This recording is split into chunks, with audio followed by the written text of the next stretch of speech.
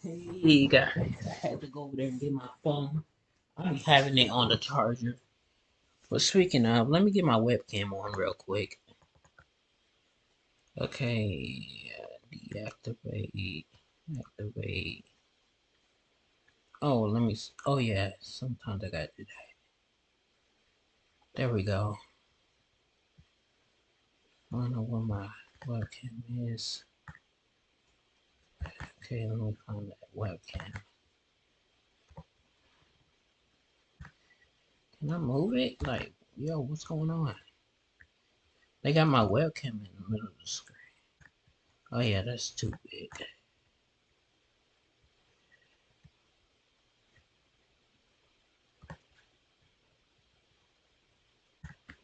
Okay.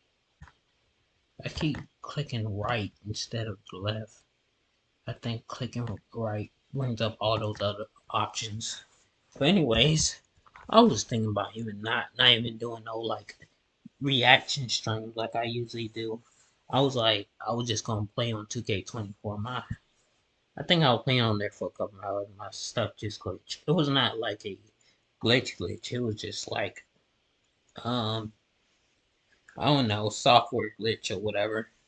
It was actually pretty good for me though, cause I was like, I done played for like 2 3 hours. I need to just get on the computer. I'll be back on it. I was really just doing side quests and stuff on 2K24. I played 2K24 on 2K24. Can you believe that? It's crazy. Um, I'm loading up my video right now as we speak though. Um, live and in stereo. I ain't heard that since Hannah Baker. Okay, that was a video from yesterday. Crazy that is doing that. Okay, I was looking at my statistics for I was looking at my statistics for YouTube. We're doing pretty good. I think I was looking at the statistics for yesterday. We got like 109 views. I love to get my statistical reviews each day as we start the day. So I might do that going forward. Anyways, let's get right to it. This is Full Time Rocky. I think he gonna be on tonight's episode of SmackDown again. Let's see what they talking about. The Rock is reportedly looking to stay with WWE after WrestleMania. The Wrestling Observer newsletter said this. The belief as of right now is that WrestleMania 40 won't be The Rock's only match in the year of 2024. There is definitely a push to have him work at least one Saudi Arabia event this year.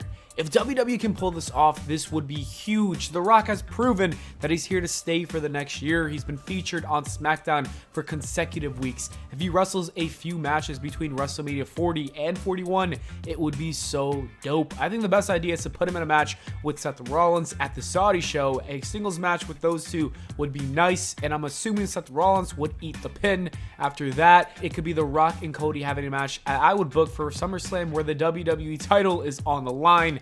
That can end with Roman Reigns officially turning babyface and leaving the bloodline. I can't believe we're living in a time where The Rock is more than just a regular part-timer who shows up once a year. He's probably not going to be a true full-time performer, but him showing up consistently and having multiple matches is wild to see. I would have never predicted this. We might be seriously living in the greatest WWE era of all time, and we need to seriously appreciate this moment. Staying on the topic of The Rock, another report came out about him and his segment for next week's episode of SmackDown.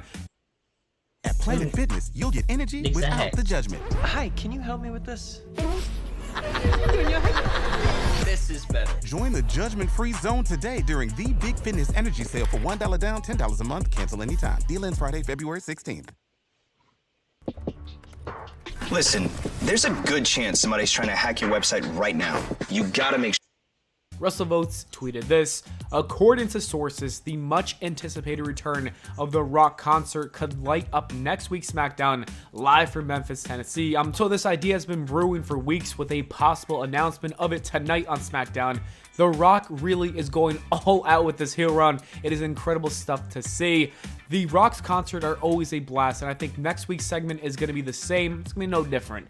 Bloodline Rock being a mix of corporate and Hollywood Rock was a genius move, and I love it. I really hope that he doesn't turn babyface after WrestleMania and turning on Roman, because I think that he's much better as a heel. It's just so much better. Everything about it. Everything, the promos, the segments, the match, I don't know how it's going to be, but I'm assuming it's going to be good. The Rock as a heel needs to stay. Moving on, let's talk about Mercedes Moné and what she said on the Kicks and Rocks Wrestling podcast. Let's roll the footage. All I know is that I handled it like a CEO, like the boss that I am, with my head held up high, and I can't say nothing but amazing things to WWE. I'm so thankful for the career that they gave me, the fans that they gave me, the life that they gave me, the dreams that they gave me. So many dreams. And I got to chase and live them all. I get to do so much more. Amazing. And I know I'm gonna be back there one day. Okay, so it's not over. Like I said, I have a lot of unfinished business in wrestling. I found it odd that she said this right before she's even making her AEW debut. It makes it sound like she's literally saying, I'm going to Tony Khan to get my bag, and then she's just going to go back to the WWE, and I don't think AEW's audience wanted to hear something like that, and then I got to be happy with it. For example, someone like Jon Moxley and his loyalty in AEW is one of the reasons why he's so loved by the AEW audience. The fans love him because of that, and if I'm AEW, I would honestly make her a heel if the fans start to boo Sasha because of this. A heel Mercedes acting like she's only there to make money would be kind of fire. The rest of the podcast is a good listen, so if you want to listen, guys, the link will be in the description below. In other news, a fan asked John Cena about Dave Meltzer and his star ratings, and this was John Cena's reply. My question is, you got a 4.5-star match against AJ Styles. Would you come back to the ring to get that 5-star classic again? So, how do I put this? I am much more concerned when I perform for WWE in how the audience as a whole feels about my performance, rather than one individual trying to grade me in the level of stars. Not that doesn't matter, because that is a great way for those to try to get equity and try to get noticed. It's a great ranking system, and I really do appreciate it. And I'm not knocking critics. I'm just saying my process is to make sure that everybody who paid a ticket had a good night. And if that gets me a 0-star match, I still know in my heart of hearts that I think Cena answered this perfectly. I completely agree with him. At the end of the day, it is not about Dave Meltzer. It is about the fans in the buildings and the fans watching at home. And if they come out happy, it's not really about one man's opinion, especially when that one man is extremely biased. In fact, John Cena was being too nice here. Dave Meltzer's ratings, in my opinion, are completely pointless. I don't care about it at all. I don't even, like, when people talk about it, I don't know why. It just doesn't make sense. That is what John Cena should have said, but knowing John Cena, he's too nice, so, he kind of said that, yeah, it's kind of important here and there, but it's really not, in my opinion. In a recent interview with the Gorilla Position, Bianca Belair spoke about her desire to have a WrestleMania 40 match, and this is what she said. I hope I can be there physically and not just on the poster. Jade Cargill's name is coming up, and I've seen Tiffany Stratton's name coming up. We've been going back and forth. I think the possibilities are endless. I'm in a position I've never been in before. My road to WrestleMania looks a lot different, but I'm treating it like any other year.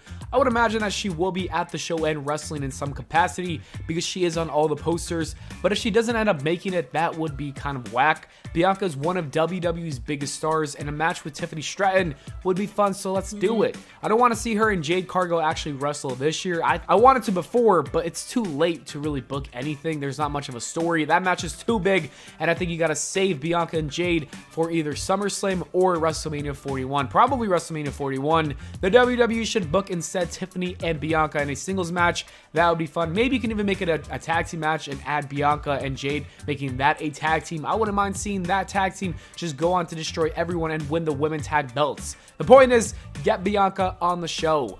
There's been an update on the Sammy Guevara suspension. The Wrestling Observer said this. Regarding Sammy Guevara's AEW suspension, apparently Doc Samson came back to check on Jeff Hardy after Sammy Guevara landed on his face. Because at the time there was a fear of a concussion, Guevara was told not to go right to the finish. Instead, he continued the match and ended up using his GTH finisher, which ends with a knee to the head. The feeling was that if there was a concern about a concussion, that he should have ended it right away and also not done the GTH. There's another version of the story that defended Guevara, stating it was a miscommunication between the parties. Before we got those details, it really didn't make sense why Sammy Guevara was suspended, but now that we do get those details, it makes a lot more sense if that is true. Then again, we have to hear the other version of the story defending Sammy. We gotta hear both sides. I would like to hear it, so hopefully it comes out. If it doesn't, I guess we'll just have to wait till he's unsuspended.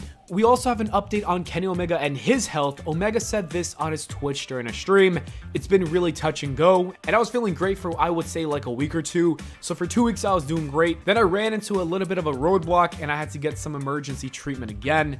This isn't a great update, but hopefully we get better news in his next update. Kenny Omega clearly put his body on the line each week, even though he was injured for the fans. So the only goal for him at this point is to get healthy for himself. Then it should be about getting back in the ring if that's what he desires to do. So get well soon, Kenny Omega.